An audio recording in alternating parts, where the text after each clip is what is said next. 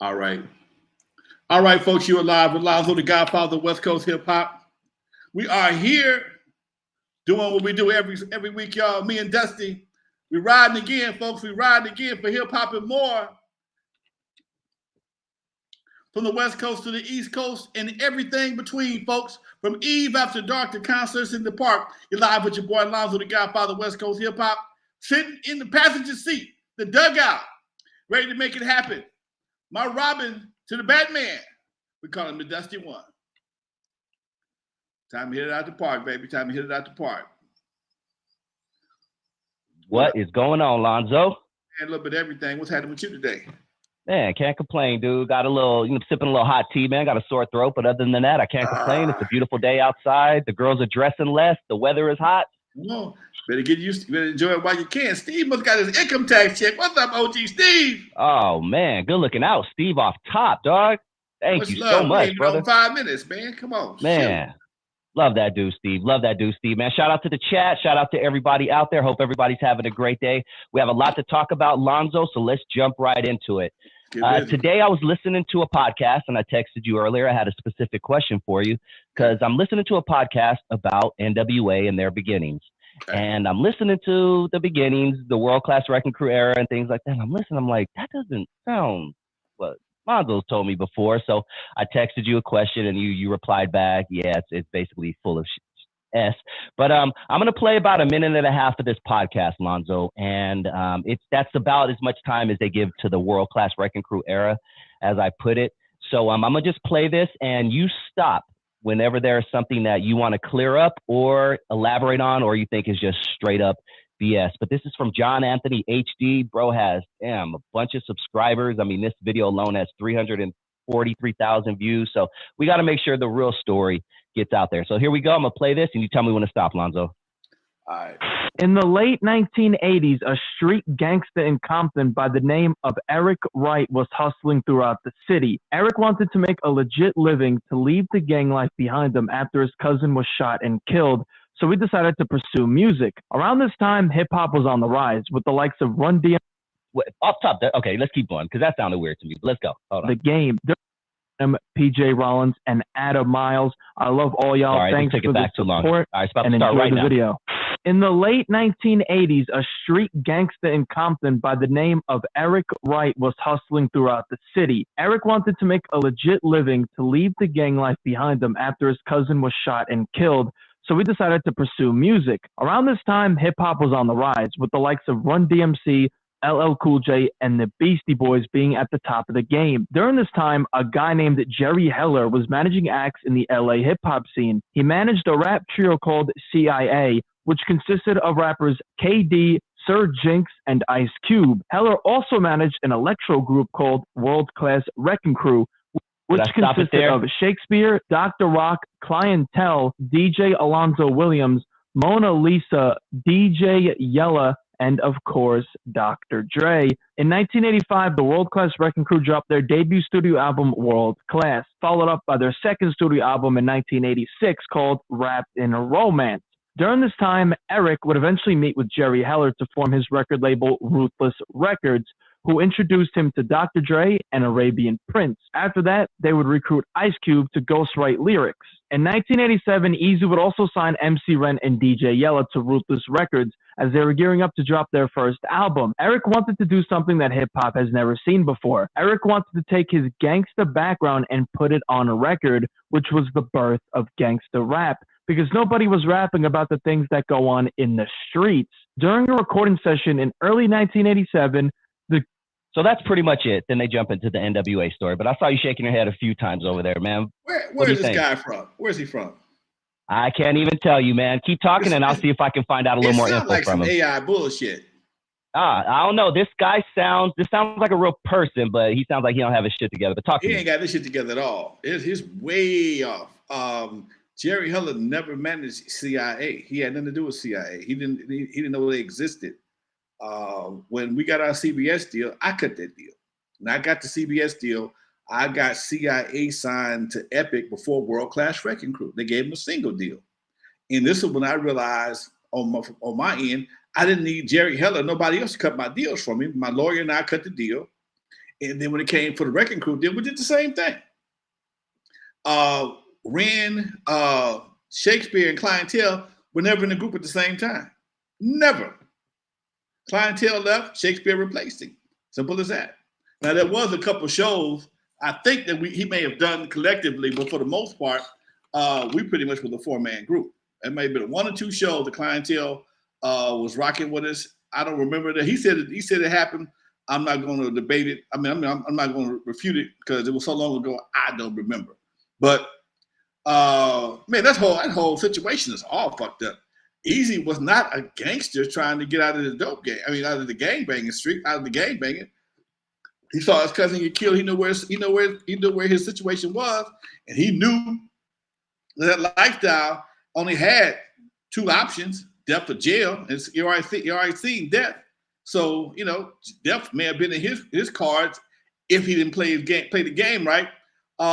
Everybody forgets, man. Everybody forgets. Everybody think they know something. They don't know a damn thing. They don't know shit. When N.W.A. first dropped, Arabian Prince was already in the group. He was supposed to be in the group from the very beginning. Arabian Prince was part of Bobby Jimmy and the Critters. He was a part of JJ Fad.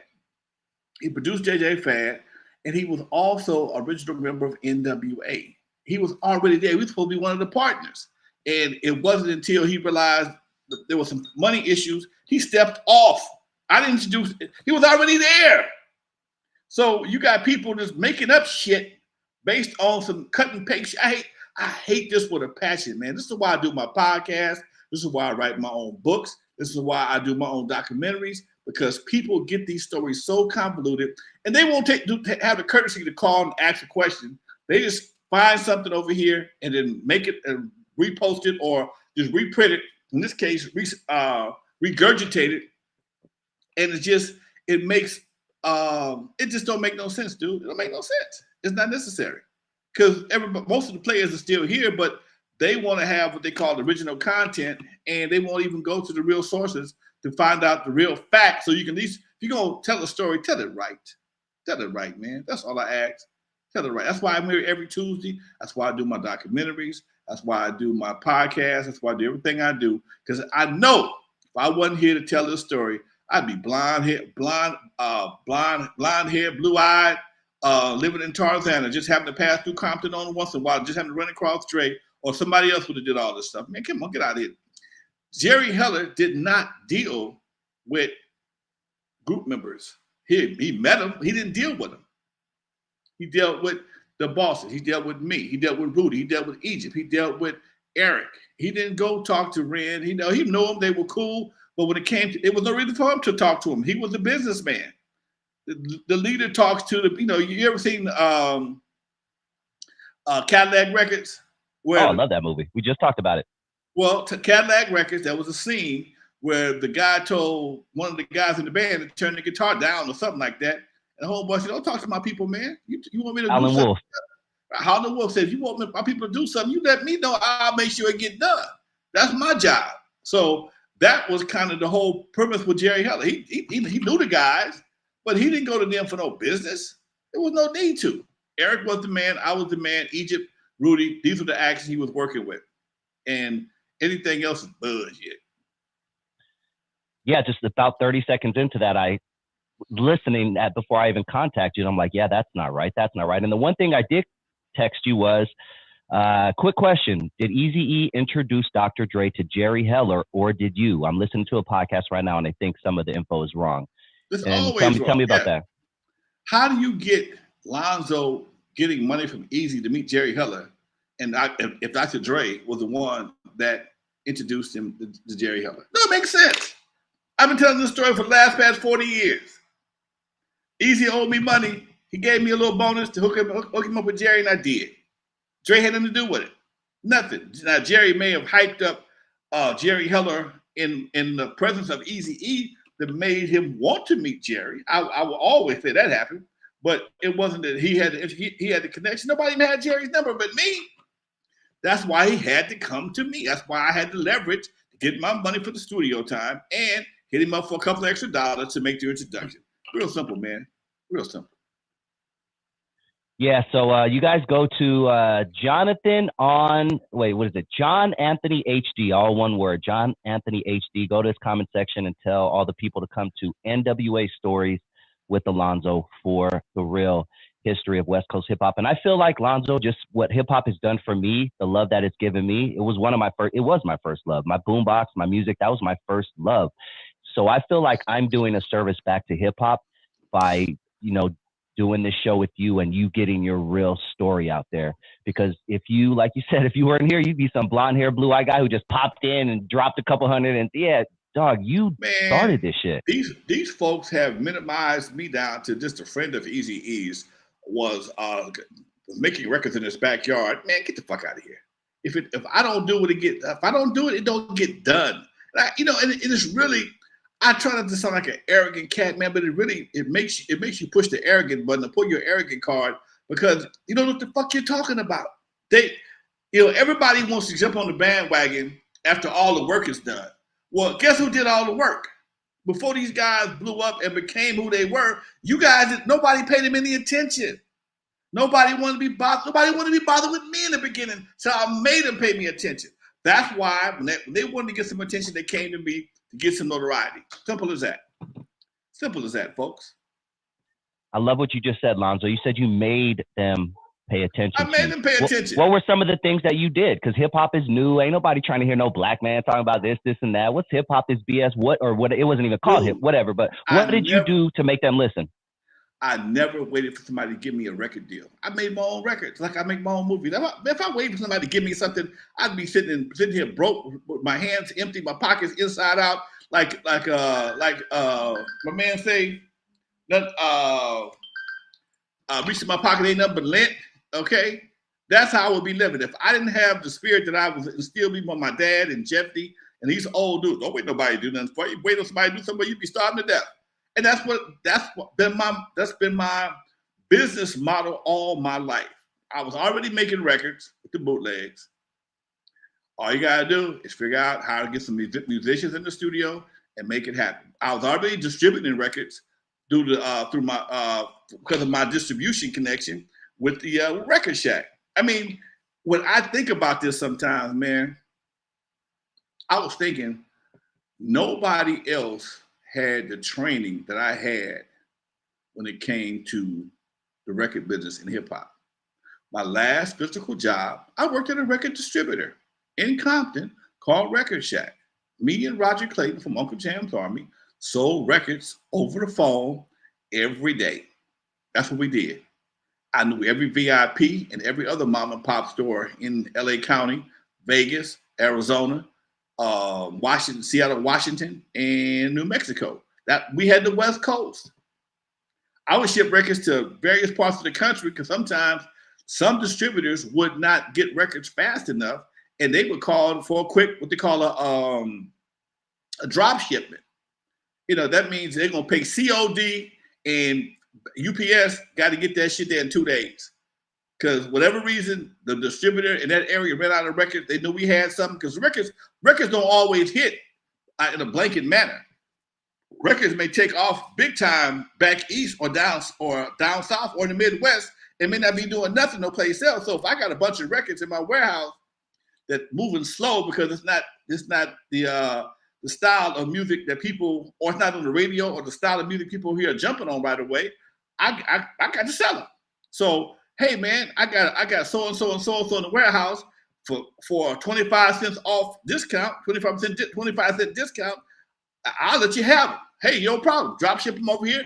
UPS picks them up. They have them there in 2 days, or air ship them. It all depends on the product. So when you understand how this game works and you played it for other people, it's like being a coach. I played pro ball for a long time, so now I got my own team. I know how to coach. Yep. What was the scariest thing for you back then, Lonzo? You were risking a lot. Probably your dignity. I mean, money. A lot of things. What was the scariest thing for you when you were chopping down those woods back then? You know what? Here's the part that's crazy. Because I had a nightclub, I was never scared. I always had a backup plan. There was no reason. If it did, I calculated I could spend X amount of bucks over here. You gotta understand. When we first started making bootlegs, we never looked back on them. Them time guns, they were surprised how many of them we sold. I was making Xerox. I had no idea how fast some things would sell, and that was like a $500 investment. But shit, I made that back in the first order. So keep doing it and making it happen.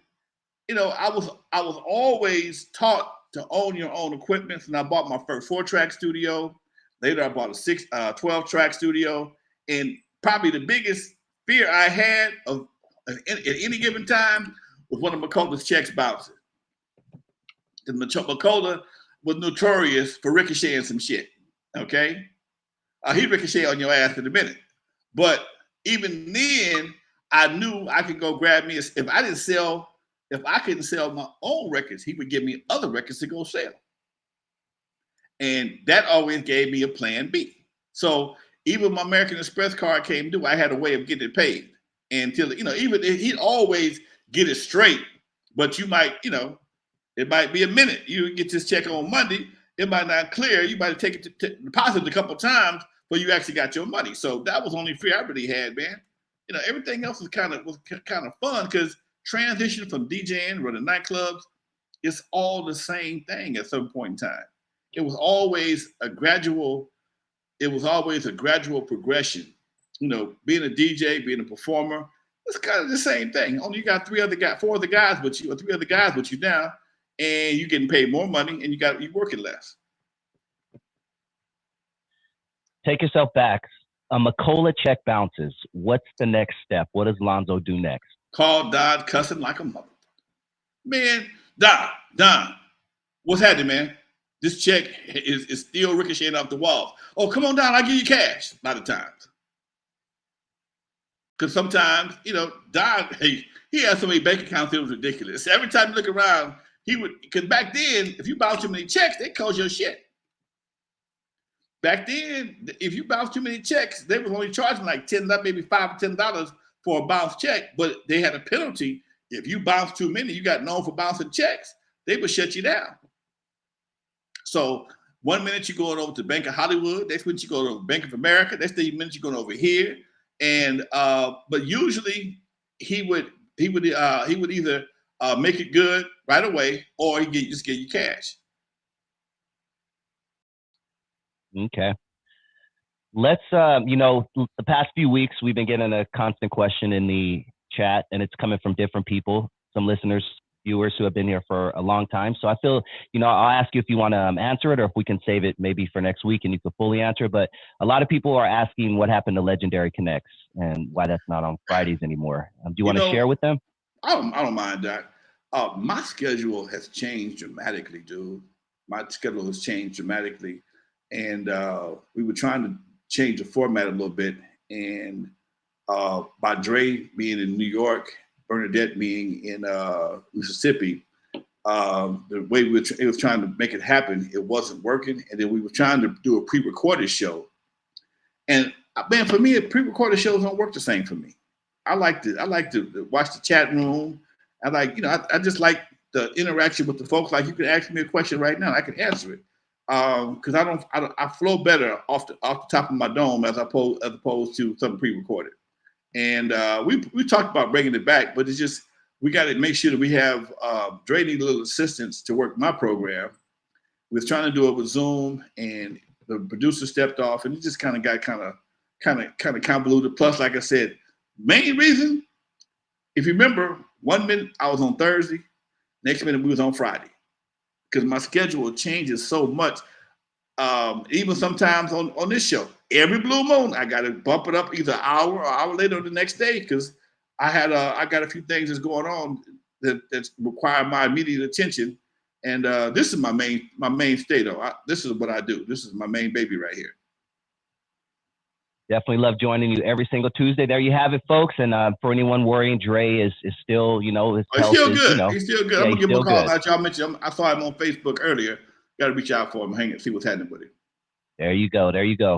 Well, let's keep it pushing, Lonzo. Oh man, this Diddy thing is just continues to have legs and wings and everything in between. But Diddy is out partying. He's been seen, just celebrating, dancing, smoking cigars, just living his best life past few days, seemingly without a care in the world.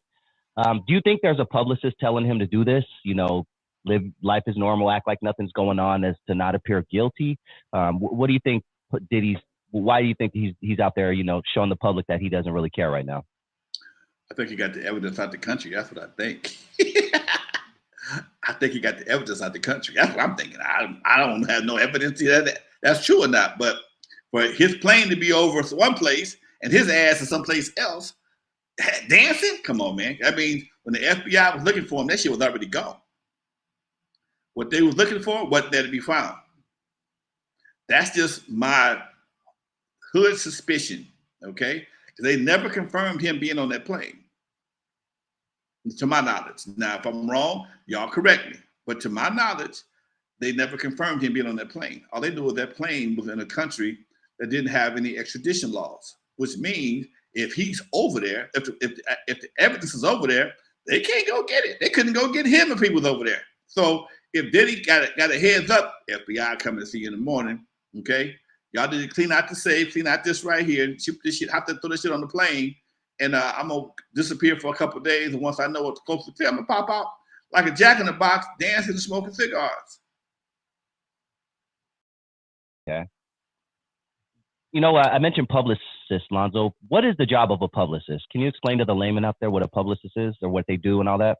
A publicist usually gets your information out to the general public through various media sources. A good publicist has a lot of media connections. They've been working with different people in the news media, and they put together a press release and try to get you as much exposure in the press as possible.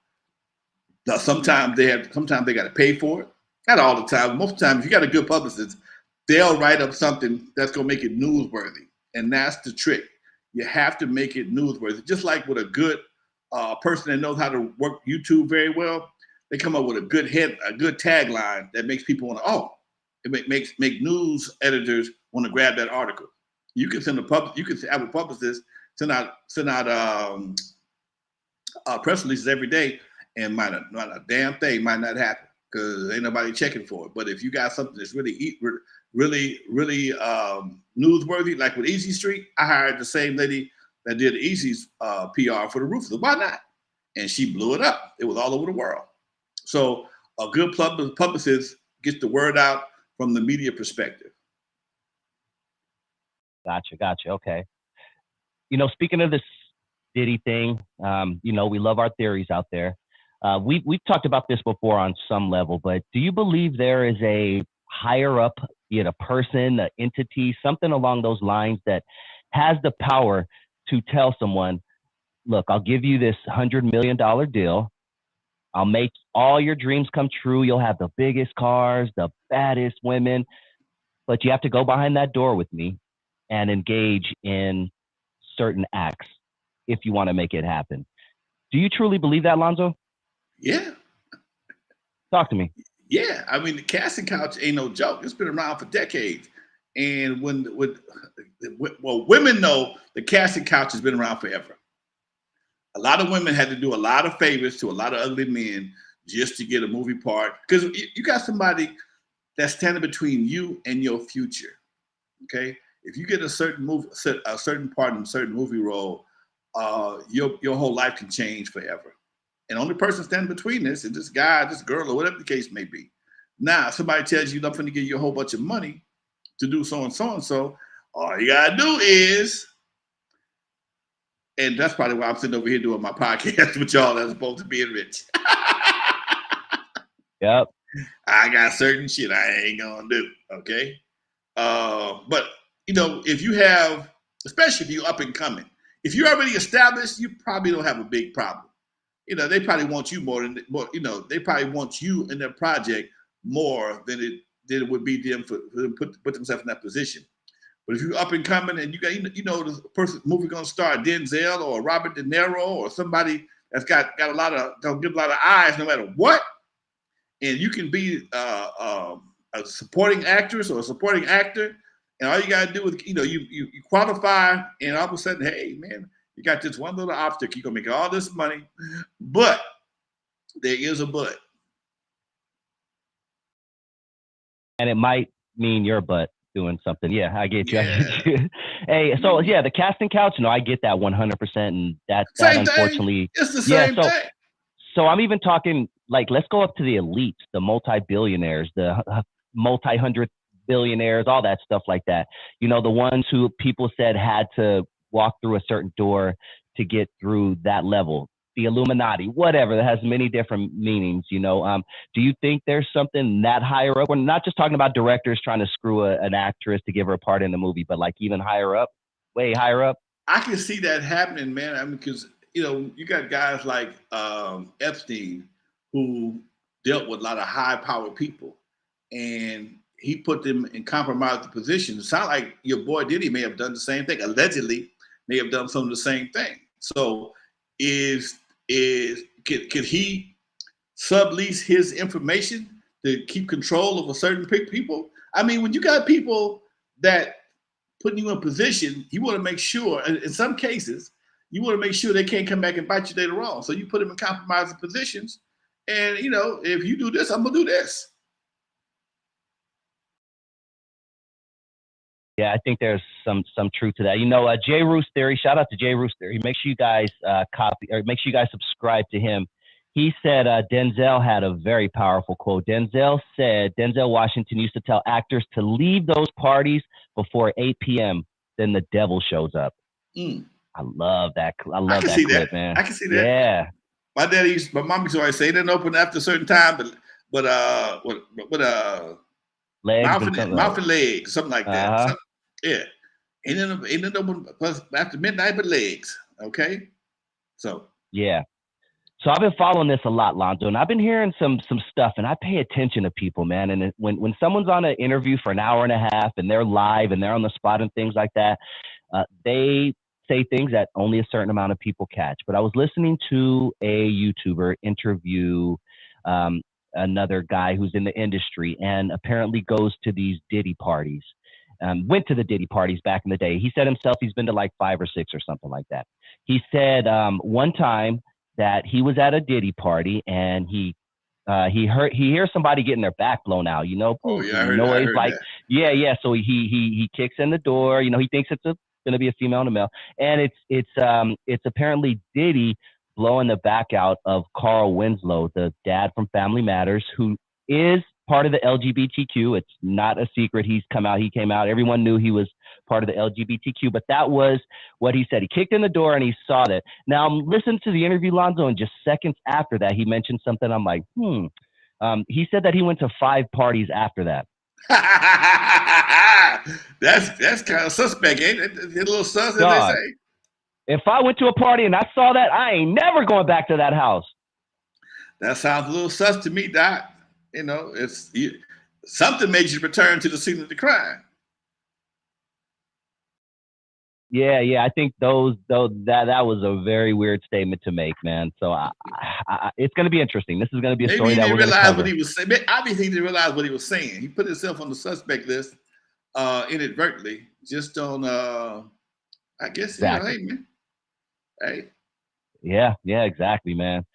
Yeah, those parties, dude.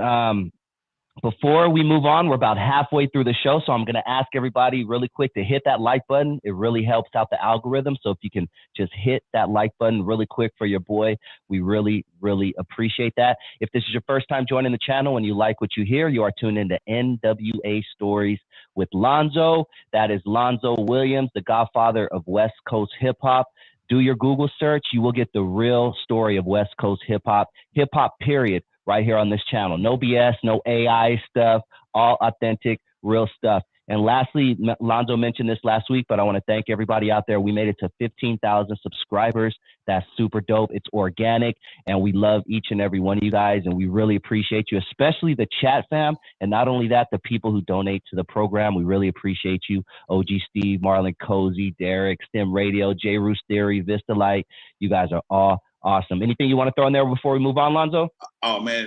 If you haven't seen it already, check out the Evil After Dark documentary now on Tubi, Amazon Prime, and also on YouTube Premium. I was watching the other day, and my boy he did it again. He did another edit I hadn't seen yet. So it's I'm really proud of that project, man. And I'm really can't wait till we finish this film festival run on N.W.A. That was Lonzo. You've seen it, and this right here goes deeper with me personally, and it actually hand carries you through how things evolved on the West Coast. It just hand carries you through, and it shows you the direct lineage of why I'm the Godfather. And that to me, that's something that means a lot. Because here's something that most people don't realize. Most of the cats that I rocked with didn't rock with me in the very beginning. There was nobody out there but me and Unknown and Roger. That was it. Everybody else was in elementary school or junior high school. Keeping it 100. Everybody else, when I first started doing this in 1979, everybody else was in junior high school. Most of them weren't even in high school yet, because not a lot of people are within 5 years of me. Okay, the only person that's close to me in age is Yeller, and he graduated in 1980, I believe it was. So even if I was doing things in 1979, he was in junior high school. Dre and everybody else was in junior. He was a junior high. All of them was in junior high school or elementary. So if I'm doing what I do in 1979, they don't know this story. And back then, we didn't sit around and talk about what I did. They knew I was a DJ. I had a club. Most of the guys that came into my radar met me between Doodles and Skate Man. A few of them met me Eve After Dark. Dre, Yella met me Eve After Dark. Okay, they transitioned with me to Doodles, Skate Man, and all in the World Class Wreckin Cru. But they weren't around when I was doing mobiles. Thank you, Willie Mo. Willie Mo, that's my dude. They weren't around when I was doing in the very beginning. They weren't around for the very beginning of Eve After Dark. They don't know the story, so they can't tell it. Unlike so many cats that can tell the story of East Coast hip hop. Everybody knows that Cedric was the spot. 520 Cedric was the spot. Everybody knows the date. They know Cool Herc. Okay, but they don't know what his road to Cedric was. And fortunately for me, I'm a hoarder. I got shit from all over. So I have the receipts from 1979, 1980, 81, 82, and I still got a few people that was around that can not really verify, just support my story. We hear about you a lot. We hear about Roger a lot, RIP. But we don't hear a lot about Unknown unless it comes directly from your mouth, being there at the beginning. Why do you think that is? I mean, I didn't even know until maybe 6 months ago that Unknown would produce 6 in the Morning, which is arguably the biggest, when the first, gangster rap song of all time, if you want to say from the West Coast. But why do you think Unknown is not mentioned with the likes of you and the likes of Roger? Unknown he just don't like the limelight at all. He don't like it. He's just never been that way. He's never been in out front person. He was always a support, on the support team when it came to Eve After Dark. He ran the bar. He did what he did, and even as a DJ, the DJ booth at Eve After Dark had dark ass tinted windows. You could not see in the DJ booth unless the light was on in the back. It was almost like a one-way window. And he loved it. He closed the door and he would do his thing. He talked shit the whole 9 yards. Good DJ, but he just didn't like doing it in front of people. I don't know whether he's shy. I always teased him about being in the witness protection program. That was always my story. Yeah, you're in the witness protection program. That's why your ass don't want to be on TV and nothing like that. But I have to speak up for everybody, because if I don't speak up, ain't nobody gonna know nothing. That's why I do all I do, so that we'll have some type of history that's pre-existing to N.W.A. Gotcha. Shout out to Unknown DJ, man. Keep your questions coming, guys. I'm copying and pasting them all, and we're gonna definitely do a segment where we answer all the questions. But Lonzo, I wanted to talk with you about. I actually wanted to do our bit where I read a rap line to you, and you give me your thoughts on it. I know there was a time where you wanted to be a Panther, and we're gonna talk about that in a little while. Lonzo had his Panther days where he was about to be a Panther on us, Huey P. Newton. But I'd love to hear your thoughts on these lyrics. This one is from Tupac, and it's the song Changes, one of my favorite. But it goes like this. First, ship 'em dope and let 'em deal to brothers. Give 'em guns, step back and watch 'em kill each other. It's time to fight back, that's what Huey said. 2 shots in the dark, now Huey's dead. Talk to us about Huey P. Newton, the Panthers, any conspiracies behind his death, and specifically those lines from Tupac right there. If you ever want to see how people operate, you got to get COINTELPRO. That is a document that shows you how they actually operated against the Black Panthers, us, everybody.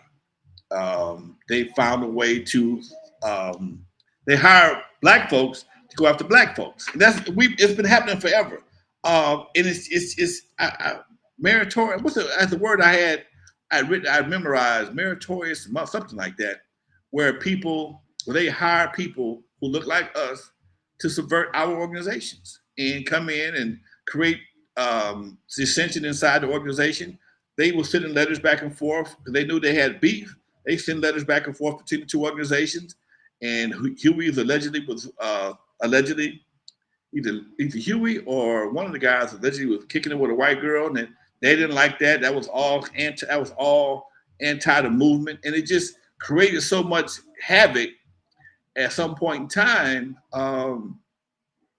it just destroyed everything. And one thing I think people forget: these guys weren't no old dudes, man. These guys were in their teens, 18, 19, doing this shit. Huey P. Newton was a doctor. He had a doctor's degree. Okay, he wasn't no dumb dude by no means. And when you see them creating situations that made us self-sufficient, they didn't like that. And it's been going on for decades, whether it was in Oklahoma or any other city. Anytime there was some type of Black progress, they always found a way to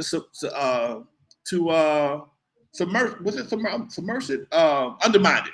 Okay, they found a way to undermine it. They did the same thing to them, and we've been doing it to ourselves. So here we are, 2024, and we still tripping on colors. We still tripping on hood shit. Okay, we still have the same, and even if we didn't have the problems, if your people got smoked at some point in time and you thought the enemy did it, it's going to spark an emotional reaction, which is going to keep this whole ball rolling.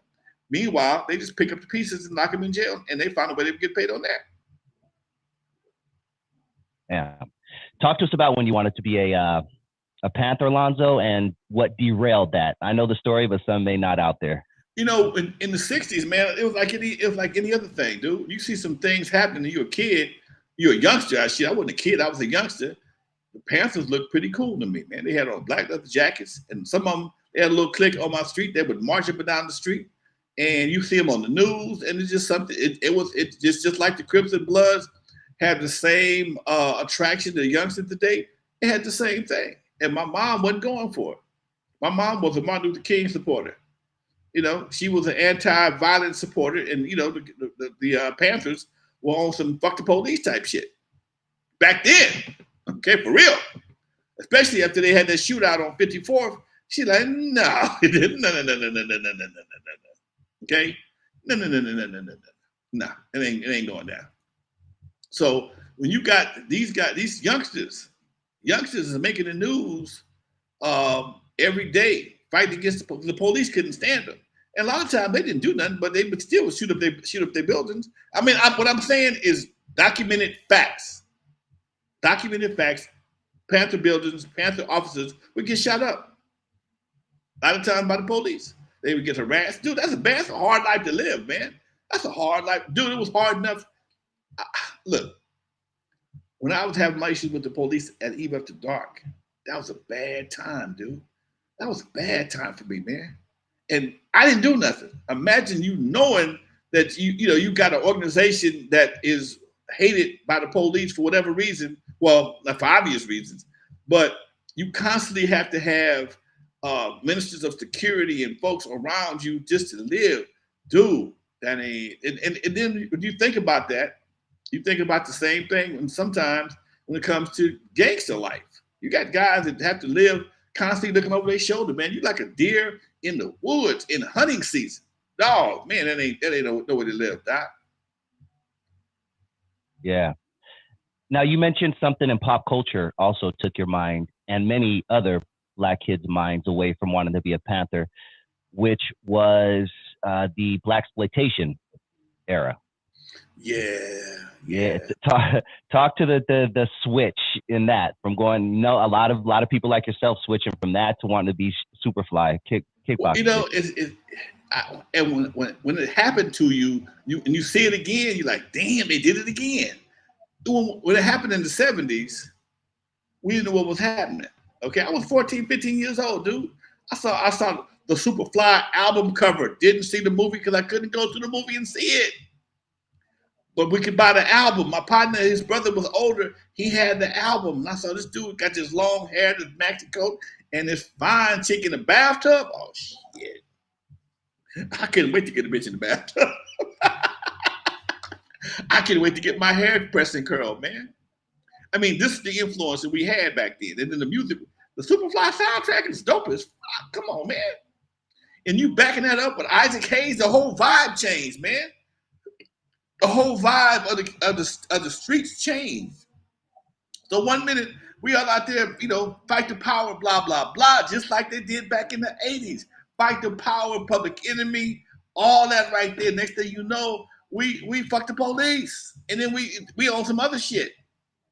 And that right there just is the exact same thing. And all they did was turn this on ourselves. They did it back in the 70s, and they did it again. It made pimps and hoes be more popular, and it's the same thing you seeing right now. I do. It's the same shit. When you got hoes talking about the color of their ass and the color of their pussy, and that becomes a hit record, come on, dude. But y'all don't know that because y'all wasn't back there back then. Okay? I mean, I used to love going to see Pam Grier movies because all you got to do was say hello. She going to pop her titties out. Titties was not that popular back. It was very popular, but they wasn't that frequent back in the day. So when you Pam Grier, fight. Okay. That was my girl. I love them titties. Okay. So but that was how Black folks made money. They was talking about my man of the day, played Charleston Blue. What's his name? Come on, y'all. Damn. Charleston Blue, is that what you said? He played Biggie. He played Biggie Smalls in the Bill Cosby movie. Damn, what's his name? What's his real name? Y'all help me out. Damn, I know it too because it was talking about he was a trained actor. He was damn. All right, so it's from Let's Do It Again, right? Let's Do It Again. Okay, let's keep it going. Clyde Williams. Nah. Billy Foster, Calvin Lockhart. Calvin Lockhart. Calvin Lockhart became he was the pretty boy of all the Black exploitation movies. He was a pretty gangster. Okay? They was talking about how Calvin Lockhart was a trained thespian back in the day, went to all them high-powered acting schools, but when it came to getting paid, he ended up playing Black exploitation movies because that's all they was giving folks back in the day. That was how they used that's how they used the talents of Black folks back in the day. All the talented people. I mean, you had some folks doing some good things, but for the most part, the movies they was putting the money behind was the Black exploitation movies, the dope dealer, the pimps, the blah, blah, blah. And the same thing, the brother that played Willie, he was paid a pimp, Willie something another. He was a highly trained actor as well. But all he could get was roles playing pimps. Morgan Freeman slapped the shit out of a chick in the movie, pimping. Slapped the shit out of her. He was a gorilla pimp. Morgan Freeman. Okay, so you got all these guys who've had all this training, but because just like today, people ask the question, do you think that record companies are promoting this? They've been doing it for decades. They just took it off the movies and put it into the records. Willie Dynamite, thank you, what's it, Rashim? Rashmir Jones. Much love, Rashmir. Willie Dynamite, thank you. Willie Dynamite was a very talented actor, a highly trained actor, but they wasn't paying enough for them pimps. Same thing like the female actresses. They were trained in Juilliard and other schools, and when it came to getting a job, you got to put on this pimp. Hollywood Shuffle. That's exactly what was happening, dude. It's been going on for decades, and it's the same thing we see. All the records that get played. If you ain't talking about what the color of your asshole is or doing some stupid shit, you can't get no airplay. Come on, man. This ain't nothing new. One thing about the playbook, it's the same playbook. Been the same playbook for 50 years. Same playbook for 50 years. It ain't changed. Only thing changed, they took it out the movies. Movies are expensive to make. They gave it to records. Movies are expensive. Movies have always been expensive to make. But you can do it with records now? Shit. And you can do it in your bathroom, and you ain't got to give a nigga a budget. All you got to do is just tell him, hey, I'm going to get you some airplay. You go $2. Come on. Damn, it's the same. It's the same game. It's just only thing changed, the date on the calendar and the format. Damn, dude. Art Chavez says, Lonzo, were there any Panther chat songs when you were a teenager? Similar to music from Public Enemy in Paris. Yes and no, but it wasn't really popular. It wasn't really something. What was that Watts group? Watts Prophets. Watts Prophets, were they kind of on that level or no? Watts Prophets did a lot of Afrocentric type stuff. You couldn't dance. You would not play that at a club. You would, that was for the brothers at the with the bongos and that was for beatniks. Gotcha. That's what they call it. They called it beatniks back then. Okay, that was kind of black beatnik music. Gil Scott Heron did shit like that though. Gil Scott was the man back in the day that put the funk, put the flavor. He made radio friendly, uplifting black records, and as well did Curtis Mayfield. Curtis Mayfield was the man till he did Superfly. And I tell people all the time, when Curtis Mayfield flipped up and did Superfly, guess who followed his ass? My black ass. When Curtis Mayfield stopped doing revolutionary raps, people get ready, there's a train a-coming. We're a winner, and everybody knows it's true. You got to keep on pushing, like your leaders tell you to. I mean, this is the kind of shit he was making. This is what made me want to be a Black Panther. That kind of shit. Okay? Go to old school Curtis Mayfield. Go to YouTube. Listen to some old school Curtis Mayfield. That's some of the funkiest shit in the world. It's been sampled all over the place. Even in the 70s, when we had groups like War, The World is the Ghetto, Why Can't We Be Friends? This is the kind of shit that we grew up on. This was, kind of hippie music, but it was like, hey man, why can't we be friends? It's just a simple ass song, but it asked the question that people was asking in their mind. But that's what music did back then. That's what music did. I'm so proud. Thank you, Doc. Come on, man. That's the song you play to your girl. That song will get you laid. I'm so proud to be loved by you. Come on, man. Come on. I can't sing, but shit, that should give me a chill, man. Hey, 1968 says, Dusty Vision, is Lonzo your real dad? Lonzo, is Dusty your son? Y'all both look like each other and have the same type of persona. You're about my mom's age. Did you bang a little white girl from Long Beach back in 1978, Lonzo? Nah, man, I take that as a compliment. I hope I look like Lonzo when I'm 65, man. Real talk. 66. 66, even better. It's crazy, man. I know 55-year-olds who look horrible right now. Y'all need to keep up with your shit. Lonzo's doing it right, man. You know what, dude? I went to the gym this morning. I get up this morning to the gym by 6:30, 7 o'clock. I don't do a whole lot. If I don't do nothing, I call it a Jane Fonda. Do me a couple, did about 45 minutes. I can't beat it like I used to, an hour and a half, 2 hours. But I don't eat a lot of the same bullshit I used to eat. And even when I go to the gym, I walk around my neighborhood and get me some miles in. And it just makes me feel so much better just by doing that small stuff. It don't take a whole lot, man. It don't take a whole lot. Plus, I'm trying to lead by example, man. I'm one of the first OG godfathers on the West Coast of West Coast hip hop. And I feel like it's my responsibility to do my best to try and lead by example, man. You know, that's just me. I felt it's my job to try and look as good as possible to show folks that you can do it too. One of my heroes is my cousin Lenny Williams. That dude, man, is 78, 79, still getting it in. Come on, man. You ain't got to be old and tired because you old. You can just be old. You ain't got to be old and tired. Shit. Facts, dude. Facts. Hey, Lonzo, this is a great question, and I'm actually going to preface it with something. But how big was reggae in the hoods of LA back in the 1970s and 80s when you were coming up? Was it a huge deal? Because 1968 has a question that made me think about that. 1968, it's a question, Alonzo. Everyone in the 70s was on either American Bandstand with Dick Clark or Soul Train with Don. How come Bob Marley and the Wailers were never on any of those shows? But can you tell us before you answer that about were people bumping Bob Marley in the 1970s in LA? Bob Marley was like, he was on the underground. Bob Marley, it was a whole. You got to understand. Back then, music was segregated, but it was also integrated. What I mean by that is they would play a gang of white boy music. Okay, Steely Dan and Nicky Villa Giovanni, all kind of stuff, and then they would drop in some Bob Marley at a live party.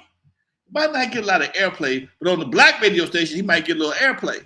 But he wasn't gonna get it on the white stations. It just was kind of funny back then, man. Every once in a while, a DJ would play it because back then, the playlist, a lot of stuff would come from the DJ themselves. Like KGLH, it was like a jazz station, and my broadcast teacher used to work for KGLH, Jay Rich, rest his soul, and he would bring in some of his favorite stuff to play on the radio station. You could do that back then, and that's another way how jocks back then got payola, because they weren't paying a lot of money. They might be paying you $5 an hour if you was lucky to be on the radio, but if you played somebody's record, you might get 35 or 40. Okay, and that's how a lot of the jocks got that payola. So you would hear sporadic play of certain things like Bob Marley, but very seldom in regular rotation. Okay, and that's just made a little bit. Same thing with like Nicky Giovanni, bad white boy, but he would be on KGFJ sometimes, and he'd always be on Cute 102 or KAs. But then in the 80s, KAs came along, 70s, 80s, KAs came along, and they opened up the format to a lot more diverse music. Gotcha. What do you know anything about why they were not on American Bandstand and Soul Train? Couldn't tell you that one. Okay. Nah. How big of a deal was that though? Back in the deal, I would think one thing that could have stopped them back in the day, especially, they like to smoke weed. Weed was a hardcore felony back then, dude. Fuck 'em. That makes sense. I don't care what your religion is. You get caught with some weed, you're finna go to penitentiary. Penitentiary, not no jail. You're about to get locked up. Okay, that could have been a good reason why they didn't get the airplay like they would have, on certain shows. They represented the weed generation. That makes a lot of sense. Yeah, I don't remember Bob Marley and the Wailers being really big, and to me until I was about 6 or 7, which would be the mid to late 80s. That's kind of what I remember. You got to understand also, man, one thing about that time, there was a big underground, man. You know, you had the Bob Marley, you had the jazz. Because jazz, you only had certain jazz stations in the whole damn country. But people was into it, and a lot of people were into it because it was underground. It made you seem heavy, okay? It made you seem heavy if you were into reggae and jazz and things of that nature. My mama loved Cannonball Adderley, man. He was on the OWN few stations, but he was only on jazz stations for a while. He eventually got picked up. Hugh Master Kayla, all those copycats, Marion Makeba, all those artists, they were rebel artists. They were underground, and you were considered heavy if you were into that kind of music. Man, good time. I love talking about music, dude. We can go on all night. Lonzo, have you ever, Rashomir Jones wants to know, have you ever been to the Good Life, Project Blowed, or went to any conscious lectures? And thank you, Dusty, for giving Project Blowed some shine. You are very, very welcome. Project Blowed was more in the 90s. So you were probably kind of checked out of the hip hop scene around that time, right? No, I stopped by there a few times, man. I got invited. Artists always invite me to places, and I usually go out and support them. I didn't. What's the lady's name? The lady who ran Project Joe's name was Mary or Margaret. Yeah, it's on the tip of my tongue. Keep talking. Yeah, she ran Project Blows, and she and I were always cool, and we always had a mutual respect for it. I just didn't have a lot of use for backpack rappers at that time, because a lot of times they were the hardcore serious rappers. They didn't have a lot of dance music. Most of the music didn't have a dance appeal. So I didn't really deal with a lot. Somebody asked about my man from Radiotron, Carmelo. I didn't meet Carmelo till recently. When I went to Radiotron, he wasn't there. I stepped off a few nights from Eve After Dark. I heard about this spot. It was actually called Radio when I went there. It became Radiotron later on. Okay, because of the movie. So I went to radio a couple times. My boy Tony G from the Mixmasters, he was DJing, and Greg Mike would do things over there from time to time. I go just peep it out, and I don't remember Carmelo being there at that time, so I can't. We don't have a history. Oh. Man, it'd be a fly on the wall back then. We're getting almost to the end of the show here. I just want to thank everybody once again, for joining the program. And please hit that like button if you haven't already, and definitely please hit that subscribe button. And I'm gonna take about 30 seconds, Lonzo, to do a plug real quick. At about 7:15 on my channel, Dusty Vision TV, I'm going to be interviewing live an attorney who can help you get your record expunged. So if you know anyone who wants to get there or needs to get their record expunged, it's going to be a very informative show. 7:15, literally in about 15 minutes. So as soon as you log off from here, please go to my channel and check that out. And if you like what you hear, also please hit that subscribe button. But definitely thank you everybody in the chat. And Lonzo, any last words? Let's promote your wait, is this only on Tubi now? Is the documentary only on Tubi? It's still on Tubi, still on Amazon, and we're also on YouTube Premium. Yeah, make sure you guys check that out. Seriously, if you want the real story of West Coast hip hop, the origins, you really got to follow this channel. Don't go for that BS. There's so much misinformation out there. And I, once again, was listening to a podcast earlier, and within 30 seconds, I'm like, I know that's wrong. I know that's wrong. I know that's wrong. Ain't a lot of 60-year-old plus people telling this story. I hate to sound ageist. If you're not in your 60s, you only regurgitate what you heard. You wasn't there. You just regurgitating what you heard. Okay? You have not. You not speaking from experience. You're speaking from studying. And I have had a chat with professors at schools about the history of West Coast hip hop. They stopped having me come through because I didn't want to hear what I had to say. Because I made your book look a little stupid because I was there, you wasn't, and it is what it is. I could picture you just in the corner, just shaking your head. Oh, dude, man, I'm like, I went to Northridge one time. Dude had wrote a book of West Coast hip hop. It was all wrong, and we ate his ass up. We ain't been back to Northridge for him no more. I love it, man. All right, Lonzo, we at the end, man. Hit him with your joint. All right, folks. For those who never heard of me, I'm the first one to put Dr. Dre in surgery, stuck Ice Cube in the freezer until he got cold. On the eve after dark, 50-yard line at the Super Bowl. In the movie Straight Outta Compton, they played me like a hater of rap. Don't believe that bullshit, because it was all cap. My history goes deeper than you will ever know. Just remember that N.W.A. starts with not without Alonzo. All right, y'all. Peace.